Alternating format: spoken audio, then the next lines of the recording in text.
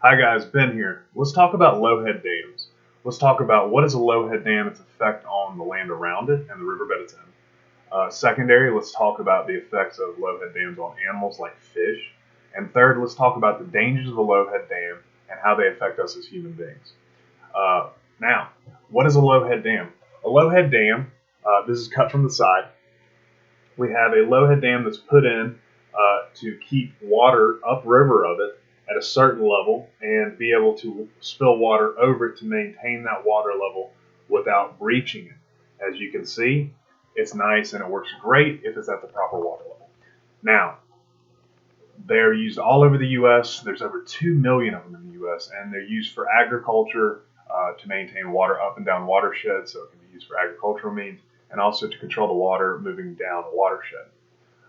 Now, we find in the article how big of an effect do small dams have. We find that above the dam in the river, we find that the banks start to get wider because of the water being pushed back.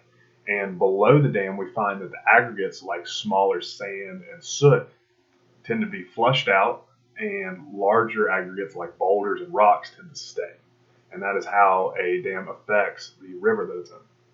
Second, a low-head dam is a very large obstruction for fish and other animals, so spawning and any other species of fish that naturally move up and down the river have a very hard time.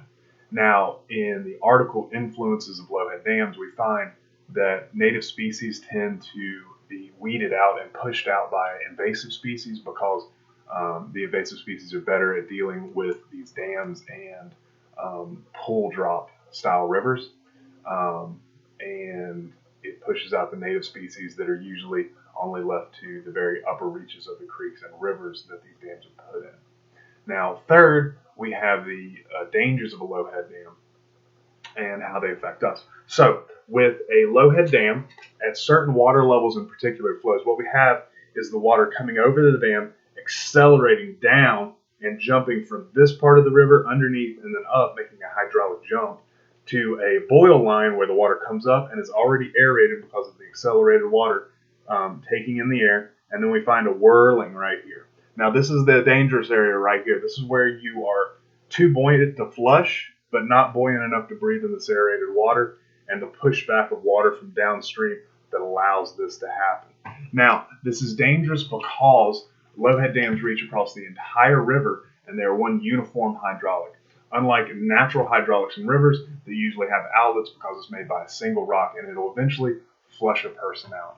And these things are very dangerous, and once you're in one, it is very, very hard to get out, and also very hard to get somebody out of them without putting yourself at extreme risk. So guys, today I hope you learned something about low-head dams and the hydraulics they affect and how they affect the ecosystem. And I hope that you go on and communicate this further out to people so that people understand the dangers and so that maybe this could save a life. Guys, I hope to see you soon. Have a good one.